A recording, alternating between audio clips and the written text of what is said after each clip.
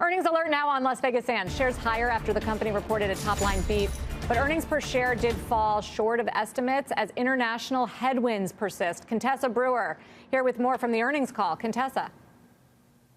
Hi there, Sarah. Yep, on the call, the executives really grappled with the downside here. They're burning $1 million a day, and the COVID outbreak in Macau is lowering revenue in the third quarter because the casinos are closed this week, and they were closed last week. But Marina Bay Sands in Singapore, the most profitable property pre-pandemic, and its importance this quarter is clear. Revenues just walloped expectations from this particular property. And even though the company is dealing with higher costs from utilities and wage inflation and higher taxes, it's still looking at EBITDA margins of 47%. CEO Rob Goldstein said on the call that air travel is a real challenge.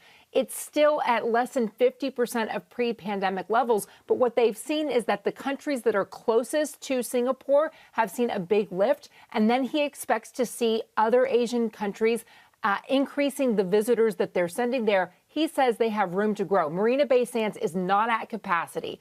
The executives point out they have kept their team members, so they are prepared to deal.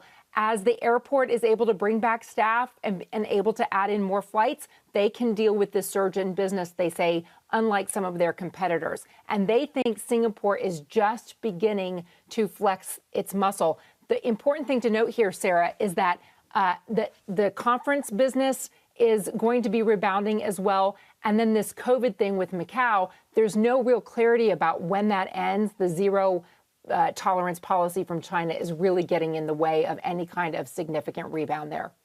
Contessa Brewer. Contessa, thank you. Let's trade this, Tam. And how do you do that without any clarity on China's zero tolerance for COVID policy? Well, you don't need to presume this is a China-only play, and that Singapore Marina Bay Sands, I think, very important, cash in the balance sheet. They've actually divested some expensive assets. They haven't chased online sports betting. I mean, I think they've done a lot of things really smart here. I've been long. It's been frustrating. I stay long. Karen? I don't really have much exposure. I do have a little bit of MGM, which was more about building out their online business. And they have a tiny bit of exposure in China, but it's mostly U.S.-centric. Courtney? Yeah, I think this is going to be a China story here. And I think if you still have COVID restrictions, which in the short term is still going to be one of their largest risks, I think there's going to be concern.